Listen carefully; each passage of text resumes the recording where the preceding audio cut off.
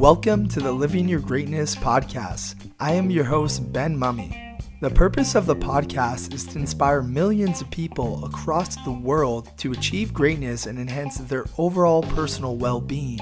Living Your Greatness is becoming the go-to resource that CEOs, elite athletes, professional coaches, and entrepreneurs rely on to upgrade themselves. The podcast helps you master the best of what other people have already figured out. So I gladly invite you to sit back, relax, and enjoy tuning in to today's episode. Welcome back, everyone, to another episode of Living Your Greatness. This is your host, Ben Mummy, and today we have a new guest to the show, and his name is Louis Azevedo. And for those of you that don't know Louis, he is a resource industry professional with over 30 years of international experience. With degrees in both law and geology, Louis is the current managing partner of FFA Legal, a legal firm located in Rio, founded by him focusing solely on assisting natural resources companies. Former executive director in companies such as Harvest Minerals, Jangada Mines, Avanco Resources, and 5 Star, Louis began his career working for the Western Mining Corporation, Barrick Gold Corporation, and Harsco Corporation. Currently on his second mandate as the CEO of Brazilian Mining Prospectors Association, Louis has been nominated as the National Explorer of the Year in 2017 and was also pointed out by the Global Mining Observer as one of the 3 most prestigious miners in Brazil in the year of 2019. And Louis is also currently right now the CEO and chairman of Bravo Mining. So Louis, welcome to the show. I'm super excited to chat with you today, a little bit about soccer, and then after getting a little bit more serious and going into a little bit more about your specialty. Thank you very much, Ben. It's a pleasure to be here. And I hope our conversation shows entertaining and interest for your audience. I do my best.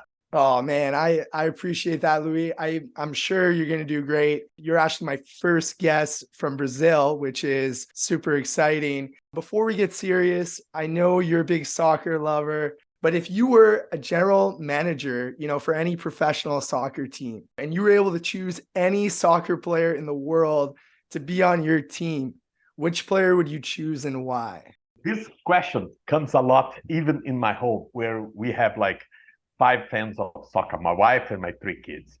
And I always said to them, I love Cristiano Ronaldo. And they said, Messi is better, Neymar is better, and Neymar is even Brazilian. But the reason why I would like to choose Ronaldo is because his skills, his hard work. If you look at Ronaldo, he came from a country which is not a soccer country. He came from a town that it was not a town or a team that could project him for the world. What he has done to change that is hard work. And until those days, he's still doing the hard work. You see his body, how he's built. He built himself and he tailor-made himself to be the best. And I admire people like that because sometimes you are not the most intelligent. Sometimes you don't have the opportunities. But how you succeed on that, dedicating yourself. And somehow I see myself a little bit. Of course, I'm far, far away to have the dedication of him over the sports. But I think another thing that I share with him a lot as well is his greatness.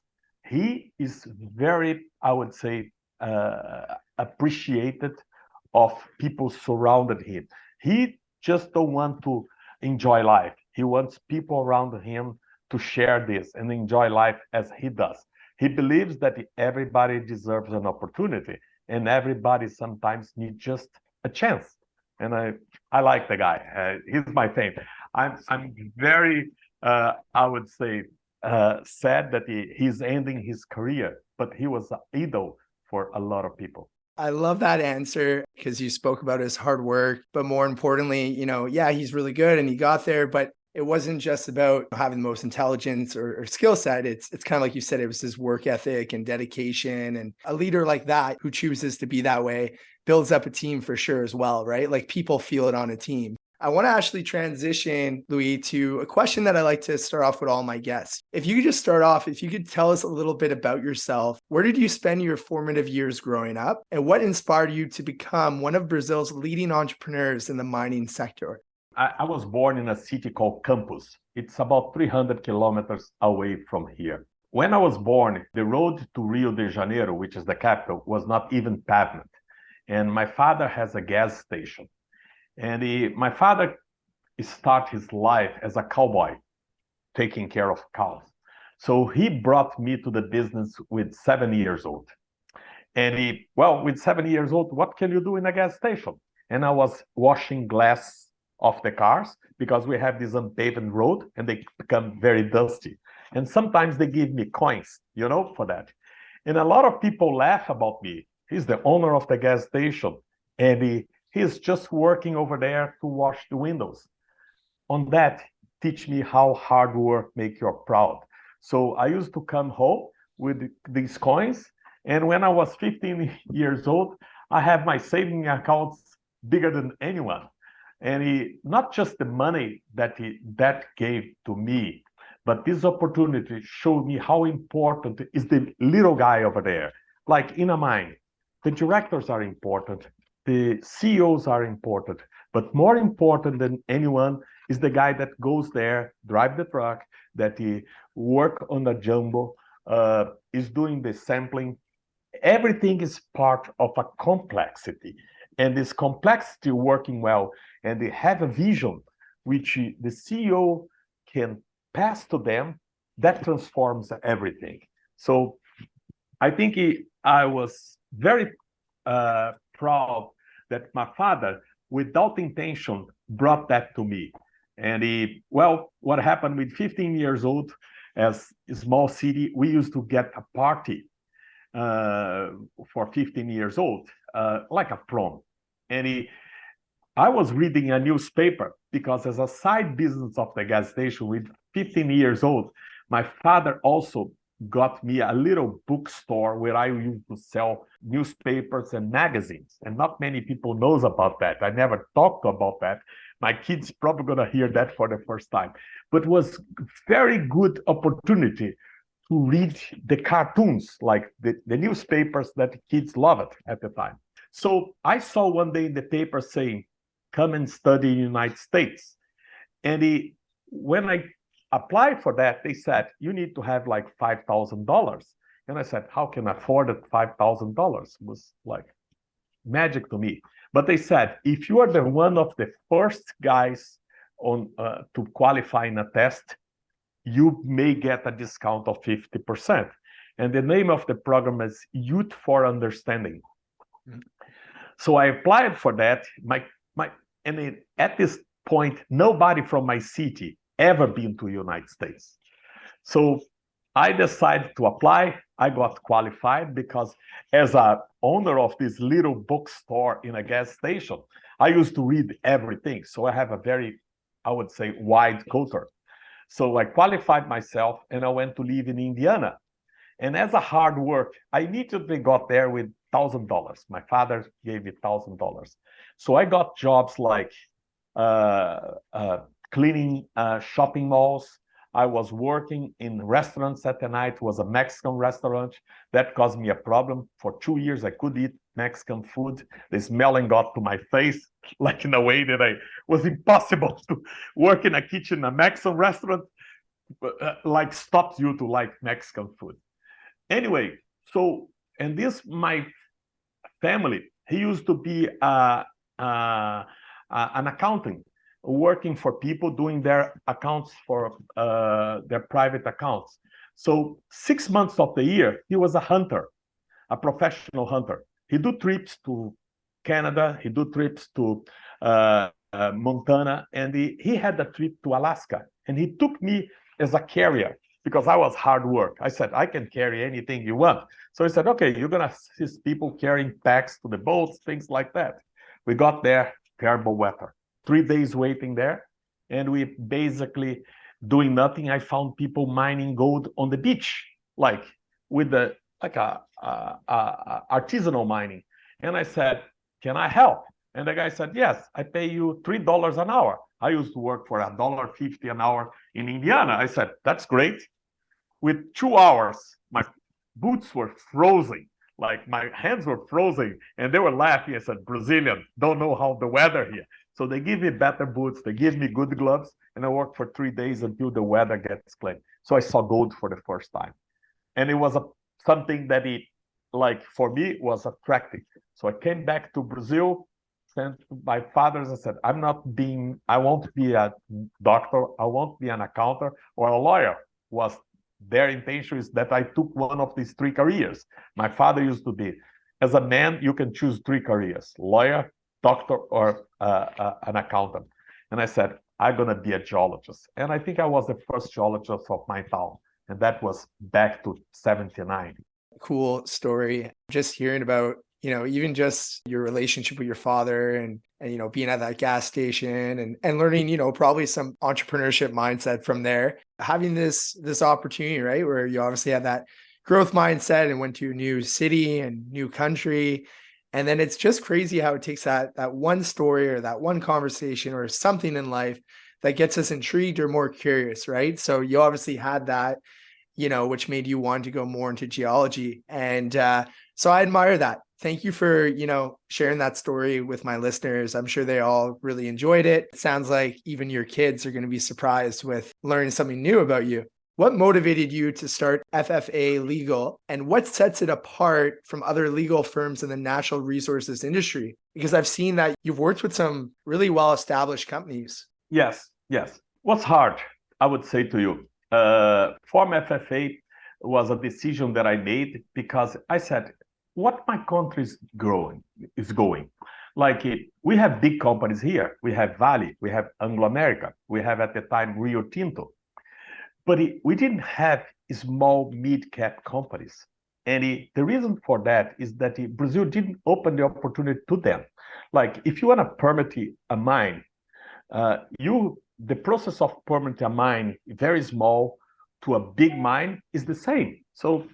And I said, this is unfair because I use an example for a newspaper writer. If you want to open a bar, you have to get a special license, right, for a bar. But if you want to open a shopping mall, you need a much more complexity license because you're changing traffic, you're changing the pollution around you, you're changing everything. So why mining do not understand there is a small mines and there is big mines? And what happened is that the big miners, which I used to be part of that club, as was the mining and Barrick, said, are you crazy? Why are you doing that? Small mines does not exist. I said, I think the opposite. Small mines doesn't make money. I said, I think the opposite. We never really found if they are economic or not, but you don't consider them to exist. And some of these small mines can turn to a big mines and be acquired by you.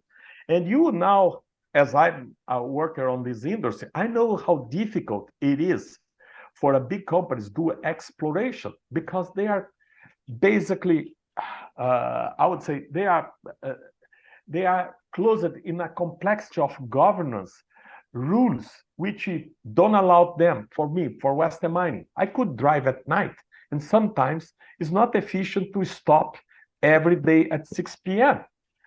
Things like that. So I said, in Brazil, we have to realize we have big mines here, but we need more small mines. And the small mines, they are less sophisticated. They employ more people. And they accept the fact that the service providers use it could be the people around them, those they distribute more wealthy. And this is exactly what happened with I would say, my history. I suppose not to be a geologist. I suppose not to be a lawyer. I suppose not even be successful. If I took the routine of my friends, I would be in campus, probably having a hotel or a bar or a restaurant. But I saw the opportunity and I pursued and I took the opportunity. And sometimes we are not just giving the opportunity to other people. So that was my drive to open the association. In the beginning, I was not welcoming, because they said, he knows everything about us, he's going to use about us. But in the end, my intention was so good. And I said, look, I'm not here to take jobs from you. I'm not here to take opportunities for you. I'm here to take the opportunity that falls the table from you and nobody is using. and this can turn to an economic business for people. And in the end, some of them can bring back to the table, and you can use it. And some of the opportunities, I think Bravo is a very good example. I think this is a huge mine that we have in our hands. Like Avanco was a huge opportunity. It was Minerals, and now it's BHP. So, and this was a dream from us. And nobody thought that we could open a mine in the Carajás, the backyard of Vale. Well, Vale never told nobody that we couldn't. People just thought, oh, they dominate there. Well, it's the opposite. The fact that they are there, everything is cheaper over there. Everything is facilitated to be over there. We are not looking for the skills that they have. We're looking for other skills. We're looking for other equipments, which are there as well. I love that you were able to bring that opportunity, for Brazil. And even though it wasn't easy, where it took, some conviction, to showcase that you were doing it for the right reasons of the country, showcasing, we have all this resource, we could create more job opportunities. This is only going to do good, not harm. And also too, kind of like you said, right? The junior space is very different and such a niche. I admire you having the courage to do that and taking those steps that you did. I'm curious to ask, you have such a valuable tool set because your experience did have law and geology, which is key because those are elements that you need to move forward with any of these companies. How has that helped you in your career as a resource industry professional? I think it was very key because I can give more efficient to my model, I would say. Because at the same time, I can basically, if I'm just a geologist, I could not really do the business, do the M&As, do the acquisitions properly. And knowing the value of the property, I can balance it. How much can I give up? How much I should demand? Because I know exactly what comes next. And sometimes I saw lawyers killing opportunities, and sometimes I saw geologists bringing excellent deals, but they were coming in a different package that was impossible. And there was loss of time and loss of manpower dedicating to business that will never turn to a mine or a business. For instance, what's the value of we in Brazil or anywhere else have an excellent opportunity sitting beside of a community? It's very hard. I would not dedicate my time to that because I know that the resource opportunity, it sometimes do not match, cannot be accessible if it's sitting beside the community. It's just too hard because we're going to bother the community. And sometimes, in other way, there is good opportunities that he needs, an inconvenient way of access. Sometimes the business belongs to a guy. I'm going to give you an example. I used to work for Western Mining, and we used to provide talc from a mine in Australia to one of the cosmetic companies. And we make a ton of money in Western Mining selling this product. But this mine is going to end. And the only opportunity that they found with a similar product was here in Bahia. So I went there, negotiate with the guy. The guy was bankrupt. He was a farm of cacao, the chocolate fruit, right? And he was a very rich family, but totally bankrupt. So I basically cut a deal with the guy and I brought this. But Western Mining has these levels of authority. I could not do the transaction with him without assistance. So I brought this important lawyer because I thought, I need a real guy besides me to do this. This guy was so arrogant. He treated this farmer so badly. He said to me, I prefer die and never gonna sold you. And I looked to the lawyer and I said to him, we lost the business. I said, he'll come back. And I've been in his home. I've been how much proud was in him for his ancestors. And I said to him, we'll never have this deal. And this deal never happened. And we lost our client because of that. The arrogance destroyed that opportunity, So when I formed FFA, I said, I'm going to do different. And I'm going to have a home for small mid caps, where if you're small, you can come. You're gonna get treated, and you're gonna have knowledge of the big firms, but with a fraction of the time. And we're gonna dedicate you in a way different than the big firms, because in the big firms, I'm talking to you. If a big guy from a major comes to the room, I immediately stop talking to you, and I'm gonna focus to the other guy, and I'm gonna basically ignore you. And that's not happening in FFA. In FFA, we're proud of the small clients. We like to build with them. And in the beginning, people said, "Oh, but he's a geologist. He may take this opportunity from us." There's no single client that said, "Oh, Louis break the trust. Louis done not." It's different. I'm unfortunately with Bravo. I'm away from my FFA now. Like I'm dedicated 100% to Bravo.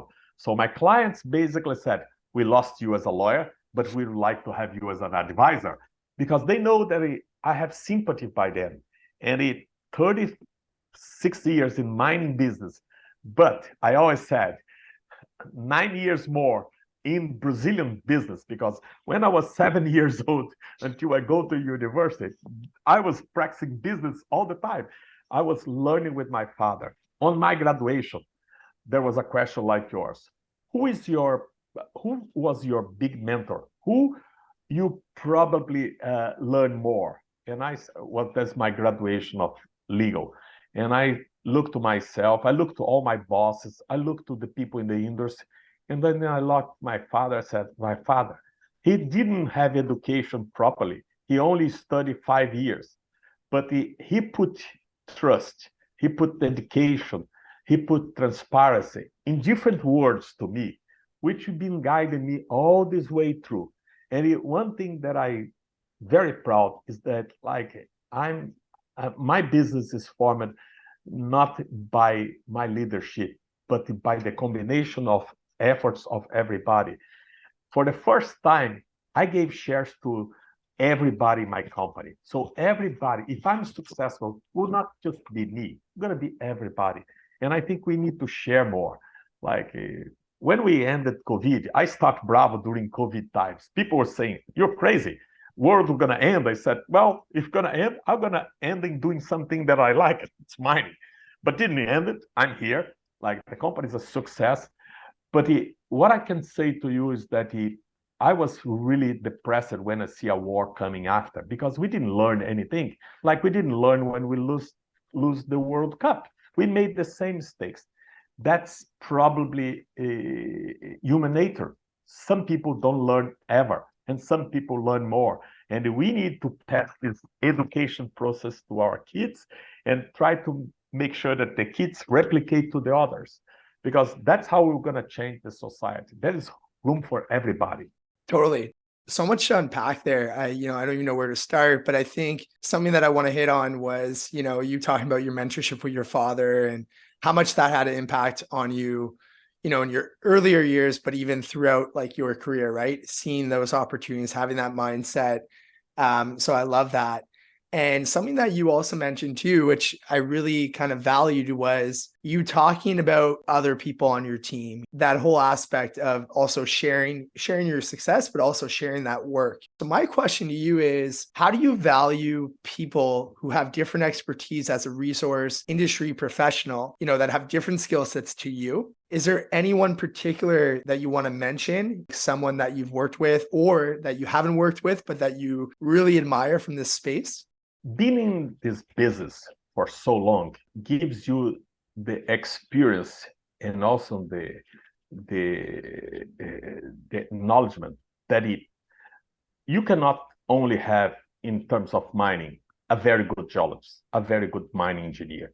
You need good accountants. You need good human resource, because the job is a combination. It's like a complex mechanism that if one is very efficient, but the other is not, it's slowing down, So what I brought, especially to Bravo, was exactly this. This is not a company that is formed by friends. We have good relationship between each other, for sure. But who is here is because somehow they differentiate himself, and not just in geology terms, in engineer terms, in metallurgical terms, but in all the aspects as a human being as well. Because and I value them like it. For me, it was very easy to value them because I worked with a lot of some people. Some people I saw working for somebody, and I said, I have an opportunity, come and join me. But some been with me for so long, and I be honest, I think it's a natural exercise that I have done over my life. And FFA in the beginning, we have a turnover like 20, 40% a year. The turnover here is now 1, 2%. Nobody leaves. It's a family. It's a family. But it's a family that we don't get together during weekends. When it comes to Monday, like we celebrate birthdays. We know each other's name. We know each other's problem. Like you have a problem, you come to me and said, "Can I stay out for a month?" And I said, "Yes. Don't worry with that. But you need to get together with us. You need to share this opportunity day by day, because I'm a true believer that this virtual thing will not be forever. We need this interaction between each other. We need to, because it's very easy. I made mistakes when I'm by myself. It's very hard that if you like me, you see me go into a wrong direction, you don't call my attention, said, come back, go to that other direction. So I value a lot this diversity in my company. And one thing very importantly, I value a lot without see gender, do not see nationality. And that's something that I need to point here. Like I'm in a club, I succeed in this club, but I'm not from the club. I'm an entrepreneur. I'm a Brazilian. I'm probably one of the 3 or 4 Brazilians that became CEO in the mine spot. And I don't pretend to be the best CEO in the world. I'll be far away from that. But one thing that I think is very important that the other cultures need to open. ESG is like an expression, but it is being through exercise. Are we giving opportunity to gender? Are we giving opportunity to nationalities? I realize I don't speak the English that you speak, but in other hands, you don't speak the Portuguese that I speak. So we need to understand that, and we have to respect that truly, not just in values written in the wall. Totally. I think you speak very well your English. I'm going to compliment you on that. You know, something that I love that you said that I want to paraphrase in my own words is diversification and knowing and understanding the value that each person brings by the role that they're playing part of the company. And I think you could apply that to not just, you know, the mine space here, but even a sports team, right? If you're the goalie, you know, you're playing goalie. If you're the defense, you're playing defense. But it's important for not only everyone to know their role, but also I think for everyone to feel that culture where it's so healthy that they're able to embrace their expertise and really flourish and really perform to their ultimate potential. So I love that you understand that, because I think, you know what, that makes, I think, partly a great CEO is if you understand that importance. What are some of the biggest challenges facing, you know, for the natural resources industry in Brazil today? You know, because a lot of my listeners sometimes are always worried about jurisdiction. And how is the Brazilian Mining Prospectors Association that you help organize addressing them? Well, in terms of Brazil, unfortunately, I have to say, we still living the problems of the last 20 years. We try to change a lot, but what the regulators and the Brazilian have to understand is that how mine is important to us. Brazil today, we want to have industries here, but we have a limited market. We have 200 million people. It's a good market, but it's limited. In terms of agriculture, we do that very well. In terms of mining, I think we faced 2 big accidents in Brazil, and that stopped a lot the regulators to touch the mining. And worse than that, they think they need over-regulated the mining industry. And it's not that, because the worst thing that the miners One is the uncertainty. You change the law every single accident or every single cycle of price of the commodity, every single government that takes power. We need stability here. And the government needs to be efficient. And the companies, they don't not want investments in, let's say, geological survey, which some of the governments think they want. The governments don't need to be like attracting business with the tax reforms or incentives. What companies want is to make sure that they come here, they can establish themselves very fast, they can do their job, and if they find something, they're going to be rewarded. And one of the things that I've been telling to our government is that we don't take the advantage of our size. Different than Peru, Argentina, and Colombia. We have a huge market. We have wealthy here. And most of the company that comes over here, which do succeed, and we need to realize it's a small percentage of the industry because our industry is based in exploring and accepting that the exploration is not, let's say, 1+1.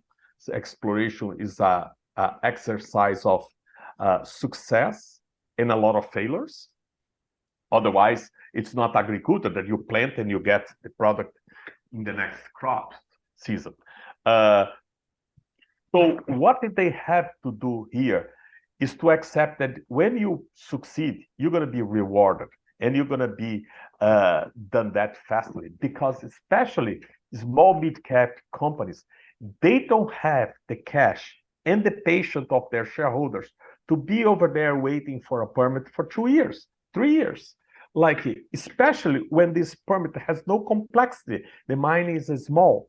And another thing very important, that we need to change the image of our industry to our own people. Because every time that you go to a community and say, I'm going to be exploring and later mining here, they are against. And why they are against? Because they only see is that the mine going to go there, somehow create some dusty, we're going to create few jobs, but nothing really changed because they are not dividing the wealthy that is created over there with Brazilians. And that's a difference between Australia and Canada. Because if you open a big mine somewhere, who are the end beneficiary of these mines? Is the shareholders. Where the shareholders are? In Canada. So if the stock goes from 1 to 3 or 1 to 5, who benefits that? Canadians. But in Brazil, this is not happening. We don't have that market over here. We don't have the access to that. So they only see the mining happening or bringing benefits when we pay taxes, when we employ people. And we know that our industry is not a big employers. And the taxes, unfortunately, they have so many places to go that doesn't reflect in the community. So communities become against mining. And we need to change that. If we don't change that, we don't change, I think, the Brazilian mining space. And that's what I've been advocating forever. I list company in 3 jurisdictions. The last time that I did that was in Avanco and was very successful. So I was very well known in Avanco. I was going to a mine, and I have very interesting story over there. I think it was the Morai gold mine. I was going there. And they have a lot of flies over there in Australia. I've been to Australia. Flies is like bugs. I have not. It's like bugs. They come over you. So I was like, and the guy looked at that because everybody was calm, but I was like this. And he looked at me and he calls me and said, Luis Azevedo. I said, yes. Avanco, yes. Come here, stay at the security room. And I said, well, thank you very much. How do you know me? I said, I'm an investor of Avanco. I made a lot of money. So you see, like, probably never happened that in Brazil with me. Because the wealth that was created in Avanco was not distributed to Brazilians. Maybe the neighbors around the mine had this experience, but the people in the town, Avanco was a normal company. Totally. No, I think you brought up so many good points there. It's interesting to see, and it makes me think, like you briefly mentioned it, about a year ago, you brought Bravo Mining to life, right? And I know this is more, for the most part, Brazilian-based company. And what I'm intrigued about is, so far in the year, it seems that you've had a lot of trust, a lot of financial support, a lot of great people on the team that believe in your entrepreneurship skills and leadership, as well as strategic vision. So I'm curious, to talk about, this is an example of a company that starts small, right? And so I'm curious to ask you, for the benefit of my listeners who are tuning in, who have maybe, don't know much about it, if you could share a little bit about Bravo Mining, who they are, but more importantly, the question that I really want you to answer is, how do you plan on making this company implement sustainable practices in their operations? And what impact will this have on Bravo Mining's overall profitability and growth as a company? Well, first, let's talk about how this was done. Like I said to you, I brought to Bravo the best team I could think in Brazil. Of course, some people that I invited, not necessarily join, but I would say 95% join, and they are very happy with that. Second thing, like I went to the real investors that not had just money, but share my vision as a company in terms of working with people, working with the communities, and necessarily having the right patient and looking for the same goals that I look at. So, like, how many times you see BlackRock in a pre-IPO? Like, not often. We got private equities, which I know a lot, dozens of them. But what I look at with Tembo is like sharing the skills that I do share, and looking for the same things: trust, transparency, efficiency.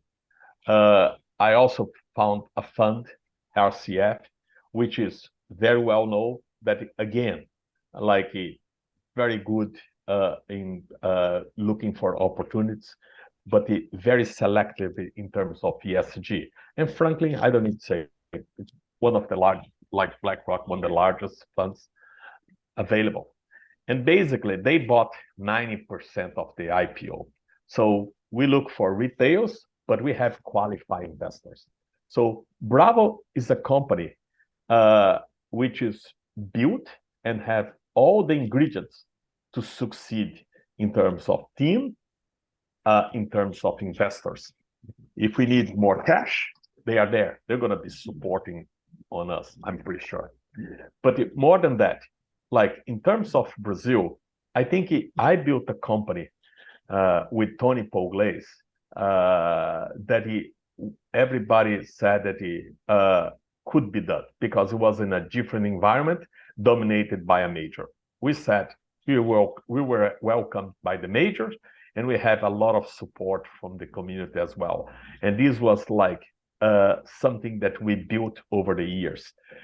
Before we raised $1, I put my own money to this opportunity.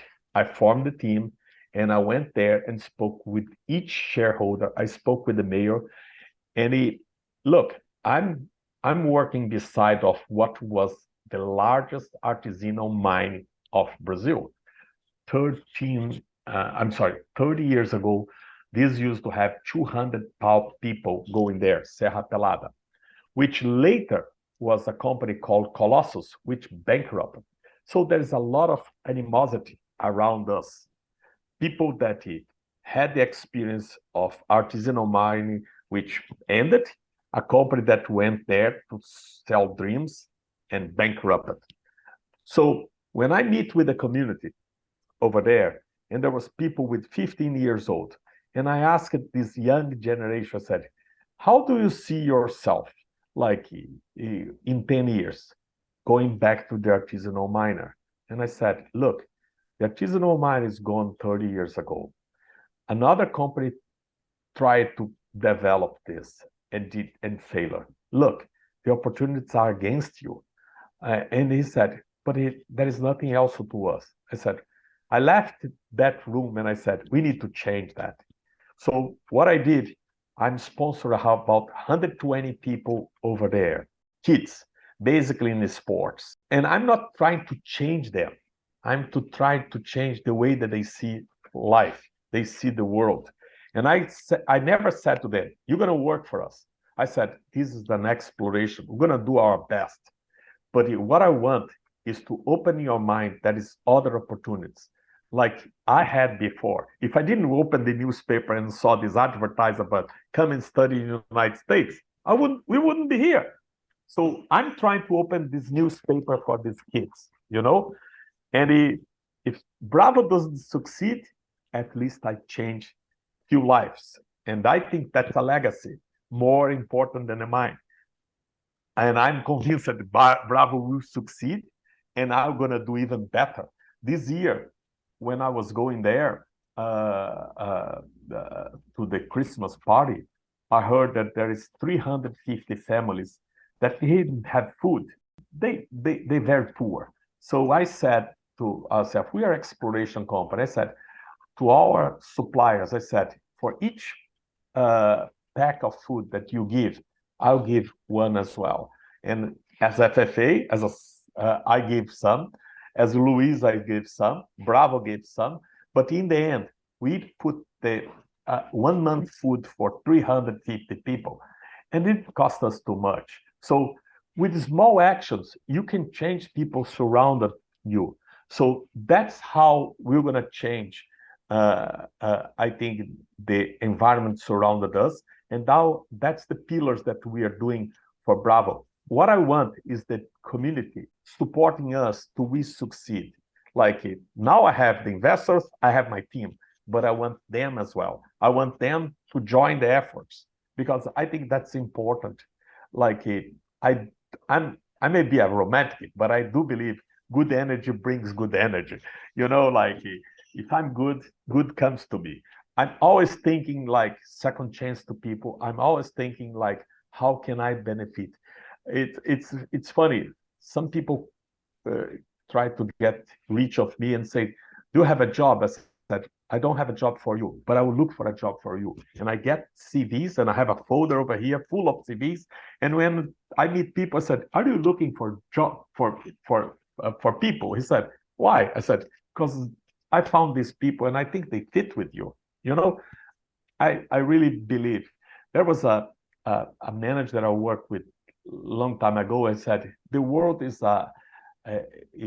it's a mountain, and who is in the top of the mountain should always remember he should give his hands to the guy below and try to help them to climb as well, not just go and advance themselves, because in the end you're going to be alone over there and he won't have anybody to share his vision of the top of the mountain. And it's very important to be there with somebody and change impressions. And if you have a lot of people surrounding us, is even better. I really appreciate you, giving us a bigger background of Bravo Mining and also just showcasing what you've already done and where you guys are going and whole path. I'm sure a lot of my listeners really appreciated that. It sounds like things are going well, and it sounds like, things will continue to go well. Next question I kind of want to lead towards is there are a lot of small cap companies in the space. It could get pretty nerve-wracking sometimes for investors. I'm always trying to approach it with a Michael Gentile approach, who's a very strategic investor in the space, where 99% of the time, when you're looking at these junior mining small cap companies, you got to be very due diligent and you got to do your research and you really got to look. But there are opportunities. And so question that I'm curious that I want to ask you, because I know you have a growth mindset as well.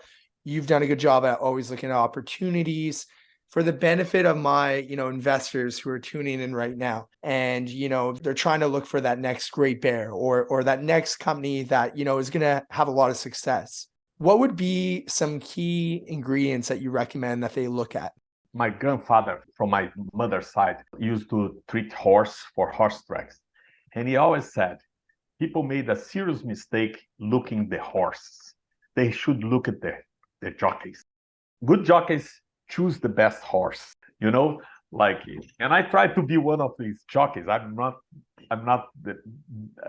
Maybe I'm not the best one, but basically the CEOs and the directors normally, they don't get involved in deals that will failure. Sometimes they do. They have different interests in, and I, sorry to say, but I don't respect these kind of people. If I'm involved in something, I'm gonna be 100% committed to that, and I don't give up until I succeed. I built 3 mines. I think it's a lot for a Brazilian, not big ones, but small ones. I create jobs. I've probably found and sponsored 13 companies. That's my 14. In terms of Bravo, what I found in Bravo that I think is very important, it's the scale. It's big. It's really big. Has grades. We have no restrictions in terms of ESG. We have no communities close by. It's 10 kilometers away. We have no interference with the environment. We are not taking water. There is a lot of water over there. We are not stopping any kind of migration, animals, whatever. We have a clean source of power. We have a very logistic position, very good logistic position. So what I think investors need to look is this complexity. And we have Brazil, which is not probably like Canada or Australia, but it's a very stable country. It's a very stable economy.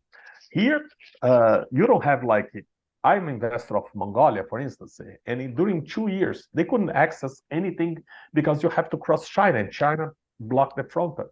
So you have like Peru, where communities are stopping mines, like investments is already there.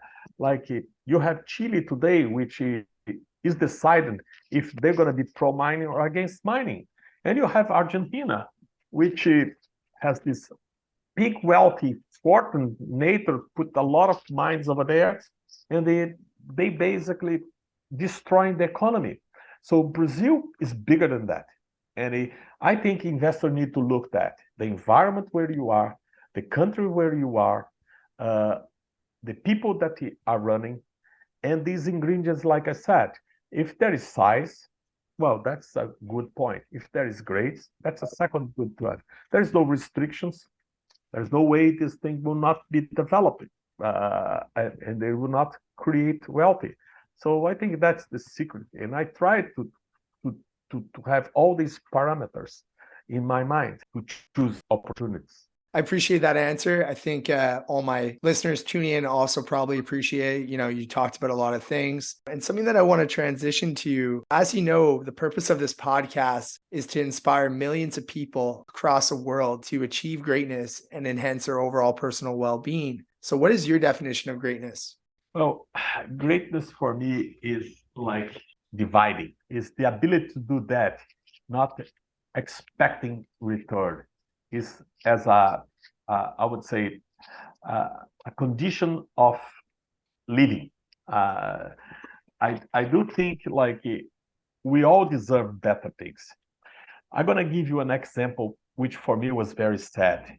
I was in an airplane once, recently, about 10 years ago, and there was this wealthy guy with this very nice luggage besides, and another person, very simple seat besides, and the person opened a pack and start to eat on the plane.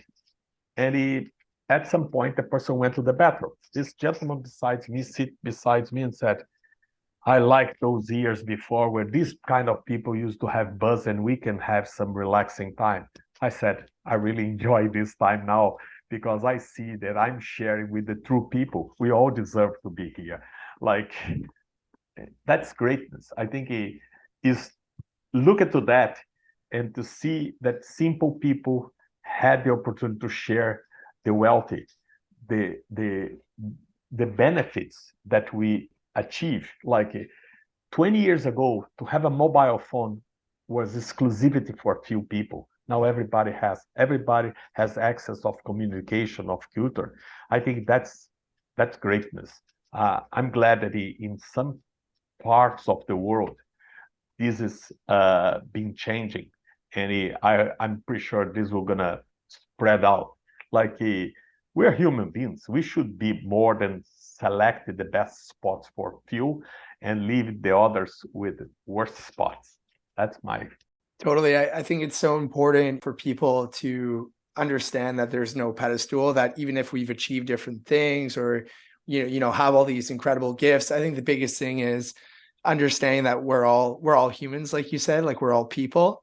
And that, there's all, I think, like one fundamental thing, and you use the word wealth. I actually wrote an article on this, but, being wealthy in different ways, right? So sharing our financial wealth, or sharing our time wealth, or sharing our social wealth, or even our physical wealth, right? And these are all aspects of true well-being that are important, right? And so I really admire your definition on that. I really appreciate it.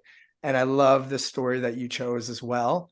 Louis, something that I want to ask you that I ask all my guests on my show is, now that you have a good feel of what my podcast is about, who is a future guest, someone that you know personally, that you would like to see on this show?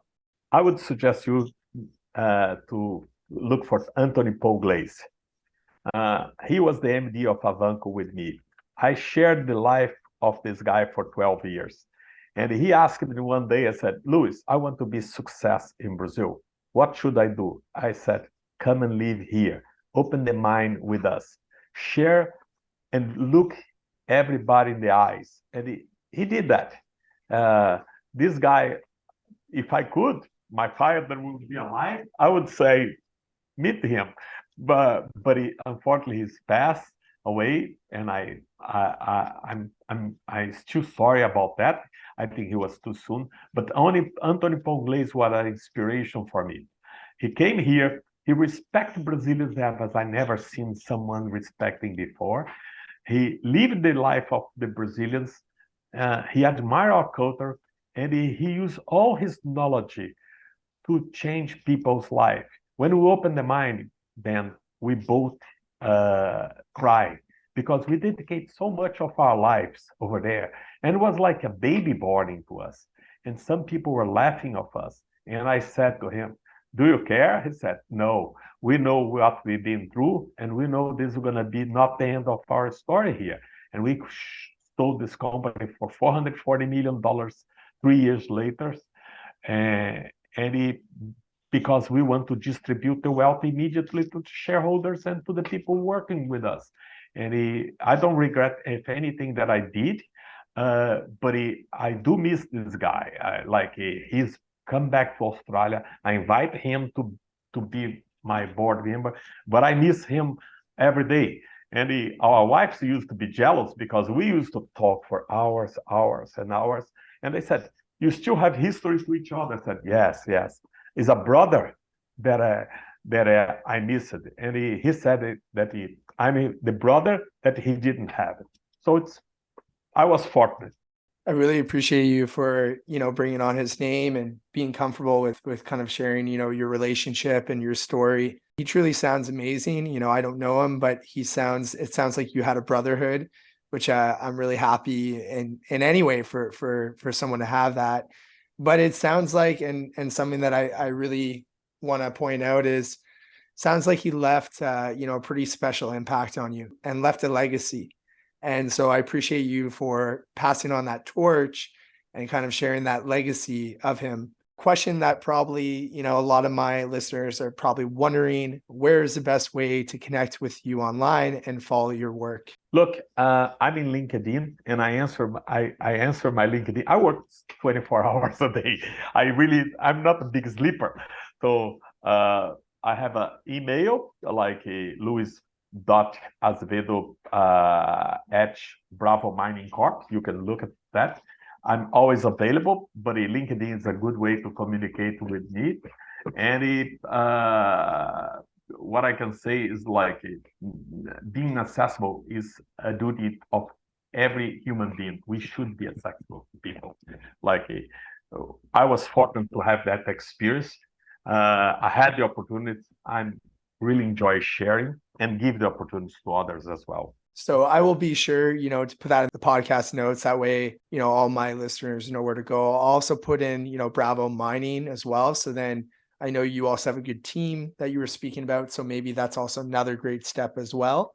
And I just want to take these last couple minutes, to really acknowledge your time and thank you for being here. And yeah, I really enjoyed this discussion. It was definitely another memorable one. This is what probably was one of the most interesting interviews that I ever had. I don't have to speak about the project itself. I can speak about me. How do I see my country? How do I see my culture? How do I see people surrounding me? But one thing that I want to emphasize is that I'm 60 this year. So Congratulations. thank you. My generation was formed to be a builder.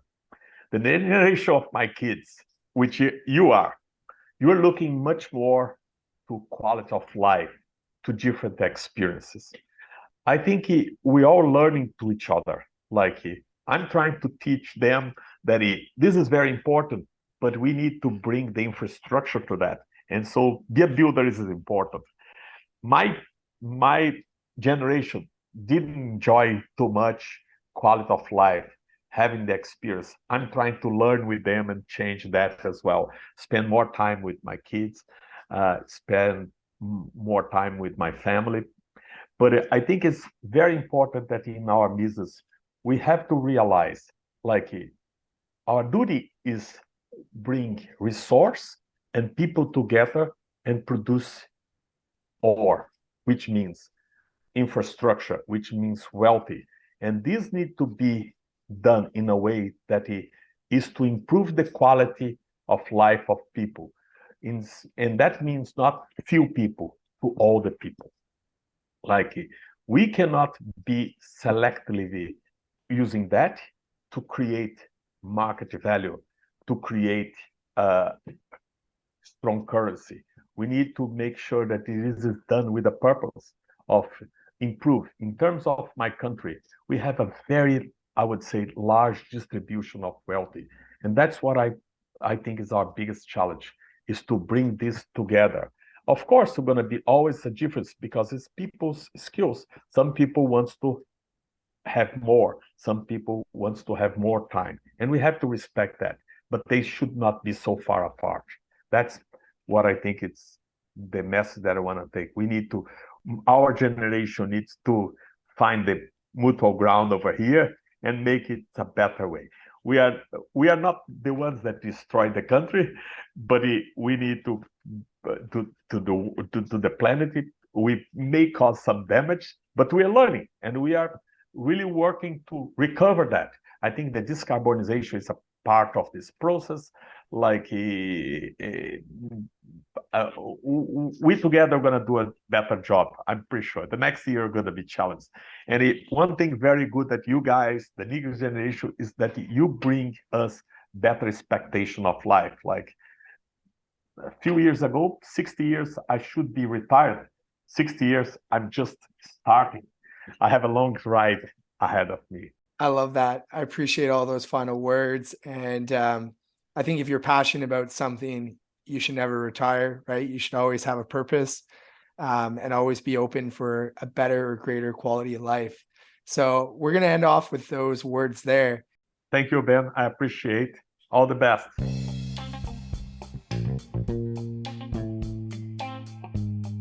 Thank you for listening to the Living Your Greatness podcast. If this show has added some value, don't be shy to subscribe, leave a rating, and make a review.